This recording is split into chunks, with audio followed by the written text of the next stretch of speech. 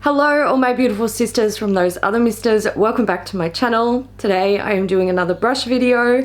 I'm very excited to be filming this and telling you guys my thoughts on the new Rephr brushes. Now, if you are not familiar with this brand, if it does not ring a bell to you, I'm going to give you a little bit of information, but I'm also going to leave some links below, and I recommend that you go and check them out further because I want to focus on talking about the brushes because that's the really important part here, but I also do want to give you a little bit of information on the brand. I just don't want this video to be an hour long. Let's be real, it probably will be anyway. So Rephr is a startup that is currently running on Kickstarter. Now these guys, or this brand is it was started by 3 engineers, and these guys, they have no idea about beauty. Like they don't do makeup, they don't, you know, buy makeup, wear makeup, use makeup or brushes or anything like that. They're just 3 engineers who wanted to create a brush brand where all of the brushes were multi-purpose and give the consumer the ability to own a quality set of brushes that will do a full face of makeup, multiple jobs, without owning like 20 or 30 brushes. So that's their goal. And to create these brushes and curate the cuts and shapes that they have added to their collection, they've essentially used beauty lovers. So they've sent these brushes out to people to try them, test them out, give them their thoughts, give them their feedback, and with that information they have curated their brush collection. They reached out to me and said, do you want to try these brushes? And I was like, oh my god, yes, because I have actually been mulling over whether I support the Kickstarter and buy the brushes, and this has just given me an opportunity to try the brushes before the Kickstarter program ends and they send out the brushes. Now, a little bit of information about the Kickstarter. Essentially, these brushes will go into production in August, and they will be in store and available for purchase in December.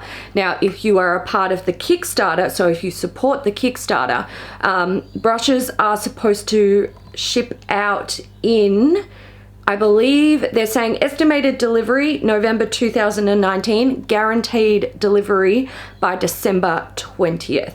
So they're giving themselves some time there to get the brushes out. They have a bunch of different options available with the Kickstarter, but I think it's best if you watch this video and you leave with more interest that you go and check out the Kickstarter yourself. So the Kickstarter looks like it's going to end on the 31st of June or the 1st of July 2019.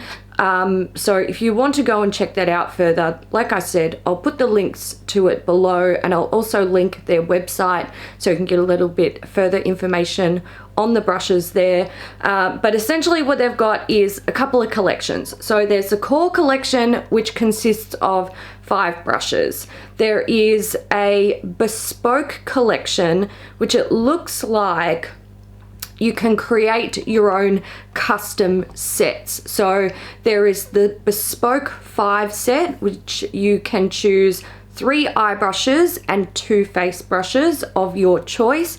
And then there's the bespoke 10, which is 6 eye brushes of your choice and 4 face brushes of your choice. From what I can see, there are 14 brushes total in the collection, but there is also the elusive number 11 brush, which I do not know what it looks like, but I'm going to take a little stab in the dark and I'm going to guess that's going to be a big face brush, and I want it. If the launch collection promotions were still up on Kickstarter, I would take the plunge, especially after having tried the brushes. All right, let's get into these brushes. So these were sent to me. I think I clarified that, but they reached out to me on Instagram and asked if I would like to try the brushes. I actually didn't see the message because I don't use Instagram, or I wasn't using Instagram as much.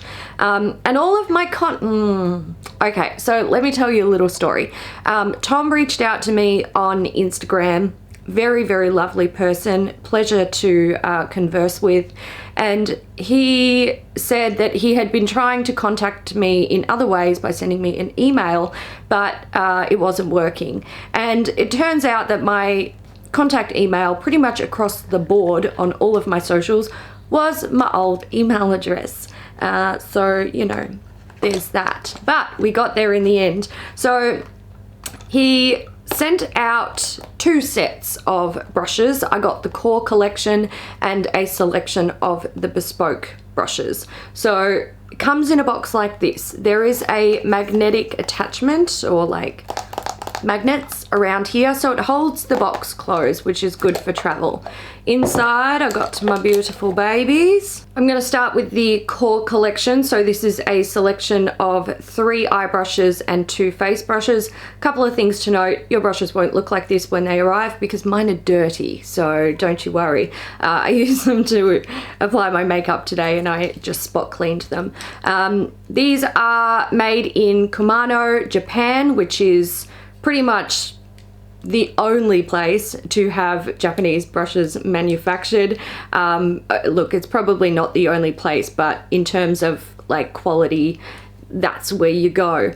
They are a natural fiber hair. They are white goat. All of these brushes are extremely soft. The hairs are silky smooth, which is lovely. They're going to feel beautiful and soft on the skin. Let's start with the eye brushes. This is the number 1 brush. So this is a eyeshadow laydown brush, like a paddle brush. It is wide at one angle, thinner as you turn it, and the bristles are quite long, which gives them flexibility at the tip. Now, one thing I will say about the eye brushes in this set, and actually the eye brushes that I received from the bespoke set, I don't want to repeat this over and over as I go through all of the brushes. They're very dense, which gives them like a firmness to them, which allows them to be quite precise when you need them to be. So that's a really nice feature, and that is something that makes these brushes multi-purpose. So if this was really flimsy and like didn't have some structure to it and some firmness, you would have fallout on your face when you're applying eyeshadow. You would only really be able to use it for blending.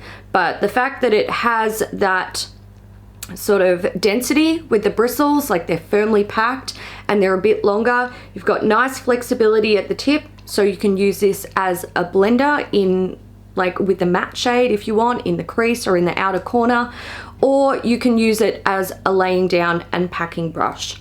The multi-purpose of that they got right. I'm also going to try and use this for concealer. They don't mention on the website that this one can be used for concealer, but I like to push the boundaries. They do have 1 brush in this collection, which is this one. It's the number 4. They say you can use this for foundations, so that's how I played with it, and I absolutely fell in love, which makes me confident to use pretty much all of the brushes with liquids, because this one has held up so beautifully. But that one, great little brush. This is the number 2 brush. This is another lay down like packing eyeshadow brush, so it's wider at one angle, much thinner at the other. Now this one is smart because if this had been as dense as this, you would have almost no movement at the tip, and this does have pretty decent movement. So what I like to do with this is lay down my like eyeshadow, especially the sparkly stuff. I even use this to apply a glitter today. This is small enough to do inner corner work or detail work in here on small eyes, but also big enough to cover an eyelid fairly quickly. Another thing that I like to do with this one is to run it along the lower lash line. It works really well for that, and it's not too stiff that it feels like it's scratching the skin. Even though animal hair brushes are often very, very soft and smooth, especially when we're talking about Japanese manufactured brushes, if they are too dense and too like firmly packed, they can feel quite stiff and they can feel a little bit scratchy. And when you're talking about the you know, sensitive area under the eye, you still need the brush to have a lot of softness to it, and this brush does offer that, which is great. This is a number 3 brush. It is a small pencil brush, so you can see there it is uniform all the way around and it has a tapered tip. This is just a really good detailer. Lower lash line, inner corner, creating a smoky wing, all that stuff. Then we're going to go into the number 4 brush. So this is an angled brush, and they do say, let me find it and read it for you. Multitasking brush for applying powder, contouring, bronzer, cheek and face powders, and buffing liquid foundation. Now, when I read that this could be used for applying liquid foundation, that was the first thing I did, and that explains what this line of demarcation is on my brush. I have not stopped using it for applying liquid foundation.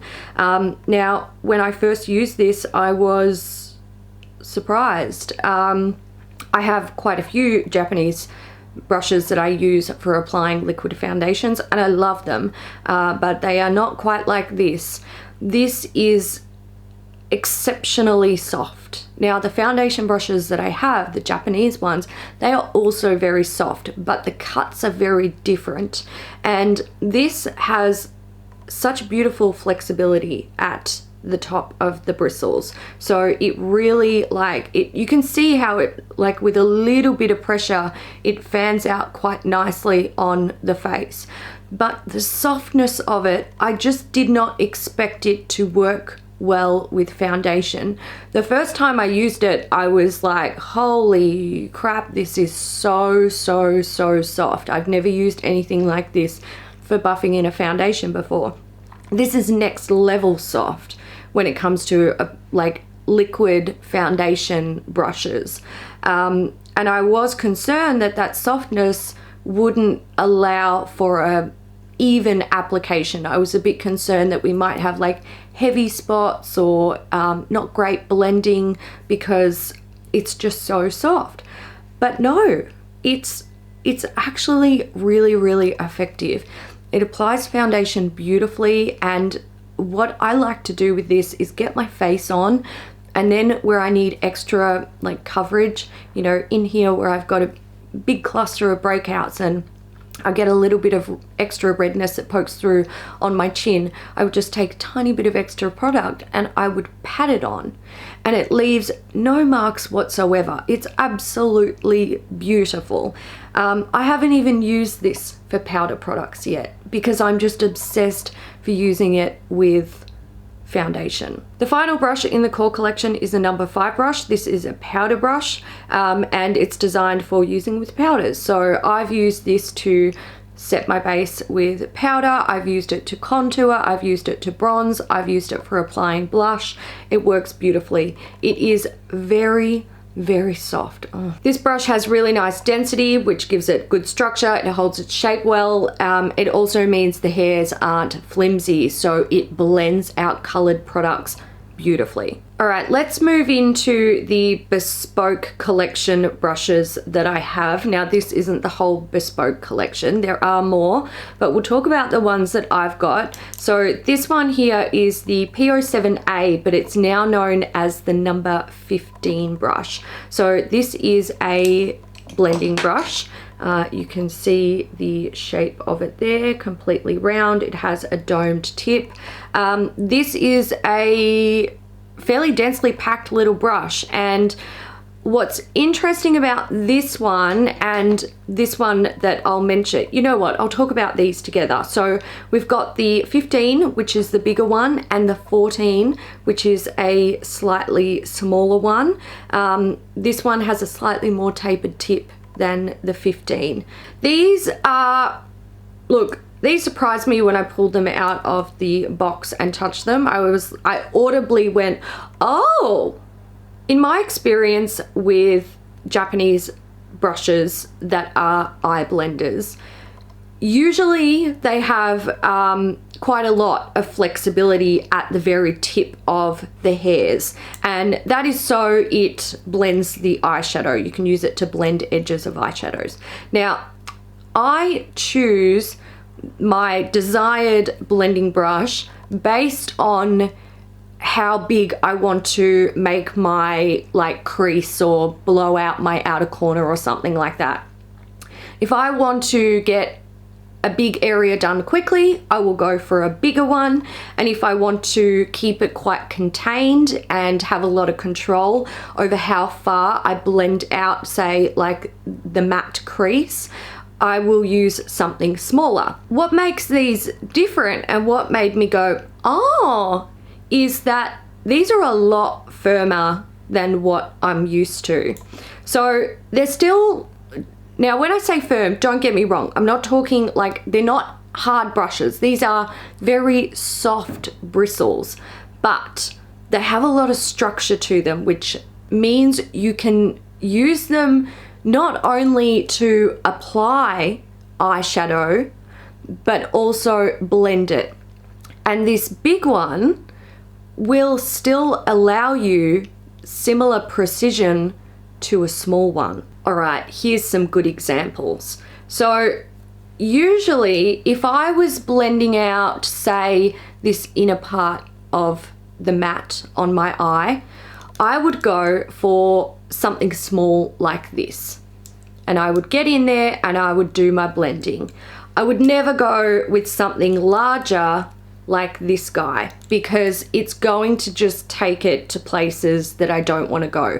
Unless I'm going for like a big blown out sort of inner corner matte doodad, then maybe I'll go for this. But if I'm trying to create a look like the one I'm wearing today, I'm going to use this guy. The difference with the Rephr brushes is that this big one can totally be used to do like controlled, detailed blending because of its firmness. And if you want to then blow out something a bit bigger over here, you just need to bring the brush out further. So the firmness of this one and also this little guy allows them to be more versatile in the fact that you can do multiple things with them. Now, if we're talking about why you would choose one over the other, or why you might even choose both, it's simply the size of them. If you want to apply a tiny bit of like a darker shade just along the lower lash line on the outer corner, you're going to have an easier time doing it with the small brush opposed to the big brush, because it's going to give you that control to target the area.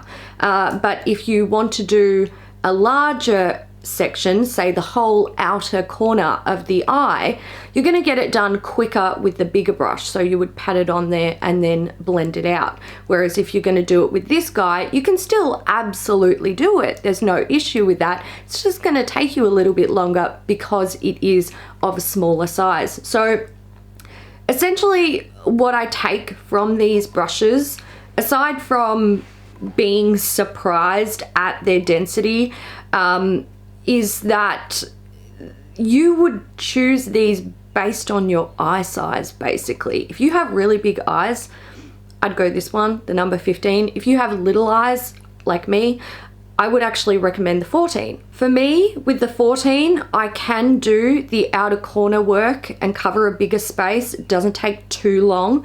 But if you have larger eyes, having something that's just the little like smaller detailer, you might find it annoying because you're going to be, you know, putting product on, picking up more to cover more area, and then going in with the blend. So I think with these, look, I'm a brush junkie, so give me all the damn brushes. I'm going to use all of these, and I have absolutely no problem. Like, I've done brush reviews where I've used like 12 or 14 eye brushes for one look. Like, I can do that. Don't get me wrong. But I do definitely see that these can be very, very versatile in what they can do as just a single brush. You could totally do a whole look on an eye with just the number 15. Now, if you're looking at buying one of the Bespoke collections, so the Bespoke 5 or the Bespoke 10, obviously you're going to be choosing multiple brushes. So you're less concerned about it because the selection is small anyway, and you're going to have a fairly good confidence about what sort of brushes you use anyway and what is going to work for you. However, if we're talking about when the brand has launched and you are maybe considering purchasing an individual brush, then base it off what you use most in your routine. If you know that when it comes to using a blending brush, you mostly use a larger one, go the larger size, because with the larger size, you're going to be able to still do detail work.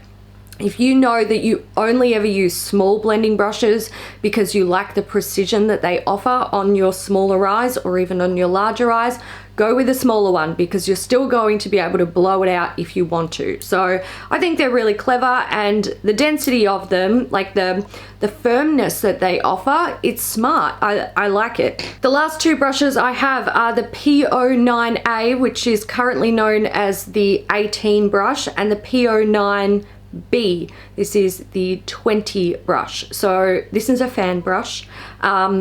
It's beautiful, soft, lovely. I don't usually use fan brushes to apply highlight, but recently I have been, and I love it. I actually love the way it lays it down.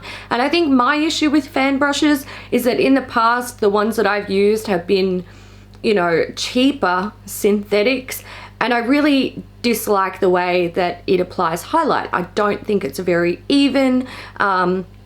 You know, it can look a bit patchy, and then you go in with more product to make it look smoother, and it just accentuates the issue of patchiness, and also you over highlight. This is not like that. This particular brush has changed my mind about fan brushes. Even though I am like a luxe brush junkie, I own thousands and thousands of dollars worth of expensive brushes, I don't own any fan brushes, and the reason is because I just wouldn't risk it. I always thought I didn't like large fan brushes for the face, but this has changed my mind. I think what makes this such a nice brush is the fact that the bristles are very dense, and from what I can tell, it looks like they might be cut at 2 different lengths. So you can see those shorter hairs. That is like the second layer of the brush, and maybe even a third layer. Oh my god, I think there is. Is there multi-layer? I don't know. Look, I could analyze this for hours, but I think the fact that this does have multiple lengths of hairs in it is what makes it so nice. The longer hairs offer really nice blending, but the density applies product well.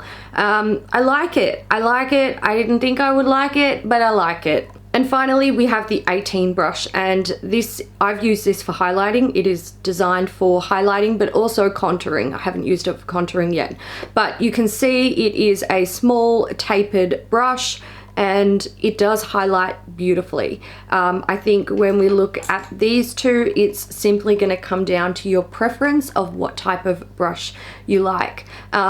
Multi-purposing these brushes, so they recommend that you could use this for contouring, which I believe you could, a really good structured contour. And this guy, now they don't give a multi-purpose option for this, but fan brushes are great for sweeping off bake. So there you go. If you bake, you might want to go with this one. So they're all the brushes that Rephr sent me. I think they are beautiful quality. They're lovely. But I'm going to get really brutally honest about these brushes and all of the things. So these brushes are designed to be multi-purpose, so you don't have to buy a huge array of brushes. As I mentioned, I 100% agree that they can be multi-purpose. They are multi-purpose brushes. If you buy any of these and you play around with them, you're going to find even more uses than I mentioned in this video. Now, some of you will know that I have a very, very large obsession with Japanese fude. I own a collection of Hakuhodo brushes that would rival a Hakuhodo store. I have spent a lot of money on them, and I think every single brush that I own is outstanding. Japanese quality brushes, they are the best. They simply are. And yes, they can be expensive, but if you care for them properly and you treat them with respect, they will last you a hell of a long time. And that also goes for brands like Chikuhodo, who else have I got? Ray Morris, Wayne Goss, Sonia G, and if you're in Japan, like, look, in Japan, you can't even throw a stone without finding a really good quality brush. I bought some at a train station, just like a little stall in a train station, and they are fabulous. I don't know the brand name. I know nothing. I don't read Japanese. All I did was go up and touch these brushes, and I was like, oh, I can feel it. They've got to come home with me. And yes, they are expensive, but their quality is absolutely outstanding. Most of these brushes are also handmade. So you might get an idea of why brands like Hakuhodo, Chikuhodo, Wayne Goss, Ray Morris, Sonia G, and Rephr are a little bit more expensive. Now, Rephr have tried to be quite good with their pricing. The eye brushes, let me just double check. So eye brushes are coming in at 24 US dollars. Then we have face brushes. So the number 4, this one, looks like it's going to retail for 39 US dollars. The number 5, 57 US dollars. The fan brush, which is the number 20, looks like it'll retail for 28, and the number 18 looks like it'll retail for 35. Now, I'm gonna say this, I think that is a very acceptable price for this quality of brush. I would pay it. I have no issue with it, but I also think that that is a very standard price for Japanese natural bristle brushes. They're not cheap, and they're not cheap for a reason.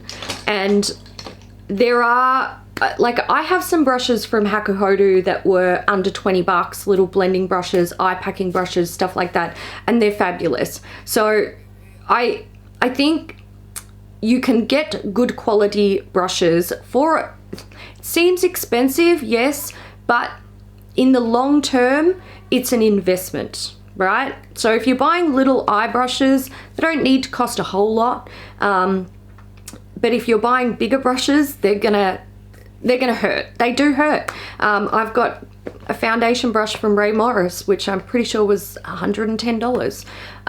So, you know, they're expensive, but they're an investment. Now, I think what sets Rephr apart is not the price tag, but it is the way that they have curated the brushes that they're going to have in their lineup.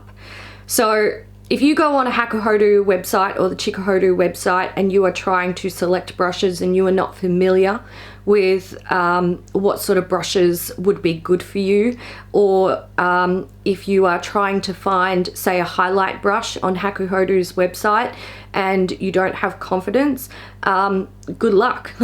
It's going to be an absolute nightmare. The analysis paralysis is paralyzing. However, if you go on the Rephr website and you're like, I want a highlight brush, it is so easy to see what they have to offer. And what you're going to receive is an absolutely fabulous highlight brush that is going to work for all face sizes, and you can also multi-purpose it. Now, you can absolutely multi-purpose brushes from other brands as well. But when you're on a website and you are seeing what appears to be up to 10 of the same cut of brush, it can be so difficult to work out which one. What do I buy? What's the difference? What's good? And if you have experience with the brushes, then you're going to be more confident making a choice. But if you don't, it's so difficult, and you're more likely to just up and leave the website. So I think what Rephr are doing is a little bit different. Here's how I would classify Rephr. They are going to be like the gateway drug to Japanese brushes. If you have never purchased a Japanese brush and you go on the Rephr website and you are ready to purchase something, you are most likely going to see something that you like. You're not going to feel overwhelmed by 1,000 different options. You're going to make a purchase, you're going to fall in love, you're probably going to end up buying the whole Rephr line, because I want the whole Rephr line now, even though I've already got like 6,000 beautiful brushes. And then you are going to go on and on and on from there. Rephr, to me, feels like the best way to introduce people to these brushes if you are not experienced with them. It also is a beautiful core collection of brushes that people who are already very, very familiar with these types of brushes is going to fall in love with, because I can tell you it would be so much easier for me to just grab my Rephr brushes, stick them in one of their little containers, pop it in my suitcase and travel with it. For 3 days now, I have done a full face using just my Rephr brushes, and I've wanted for nothing. Yesterday, I didn't even use a full collection of Rephr brushes. I'm pretty sure I did a full face and still had 2 brushes that I hadn't used. So don't take this as a beginner brand. It's not. These are luxury, high quality, beautiful, beautiful brushes. These are professional quality brushes, but it is purchase friendly for a beginner. I think they encapsulate all of the good things that you want from a high quality brush brand. I've done multiple videos on Hakuhodo brushes because people have commented and contacted me and said, I want to buy Hakuhodo brushes, but I don't know where to start. Like, so many of them are the same. What do I buy? Like, what's the difference between goat hair and squirrel hair and this length and that length? And what do I do? What do I buy? And at the end of the day, you're going to be happy with whatever you buy, but the analysis paralysis really does stop people in their tracks. And I think with Rephr having such a nice little core collection of brushes that do multiple things really, really well is just a fantastic way to get people over the hump. Let's talk about how these clean up. So how they go when you wash them. Oh, and something else I forgot to mention, the number 4 brush, which for me is now the foundation brush, I had a little bit of shedding when I used this initially, and then after washing there was no shedding. So it's not unusual for brushes to shed. You know, sometimes there are some loose hairs in there. Usually that is cleared up after the first wash. I do have one brush in particular that cost me my firstborn child that still sheds to this day, and I've had it for years and I've washed it a million times. So some do shed consistently, but this one, a couple of hairs here and there, and then once I washed it, it no longer shed. The brushes all wash beautifully. My advice would be, you know, if you're using something that's powder on the brushes, use something nice and gentle. If you're using something that's a bit more long wearing or liquid, it's going to be more difficult to get out. Use something a little bit stronger. I like the Daiso Puff and Sponge on the liquid, and then just like, you know, maybe Dr. Bronner's liquid soap on the ones that you use with the powder, but they do wash up beautifully. I'm thinking I might do sort of like maybe an update video when these sort of launch to the general public. It's hard. I want to show you guys how these brushes bloom, and blooming is when, like, say we take this brush here, which I've washed. However, when I washed it, I popped it in a brush guard to keep the bristles nice and, you know, together. It keeps it looking like new basically.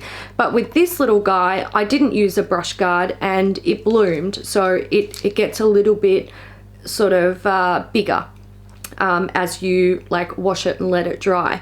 So I kind of want to be able to show you how they bloom, but it's difficult to do when you're doing it over a very short period. It's the sort of thing where you've got to take before shots and then after shots. Usually you get like a little bit of extra sort of size with a brush, like they sort of come out a little bit.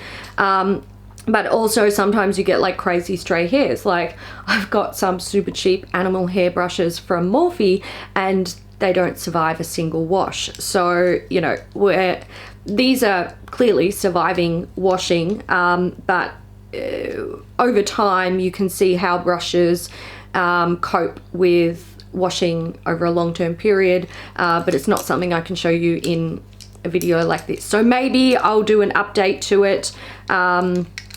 Yeah, but they wash beautifully. I think there's only one other thing that I want to discuss in regards to Rephr brushes.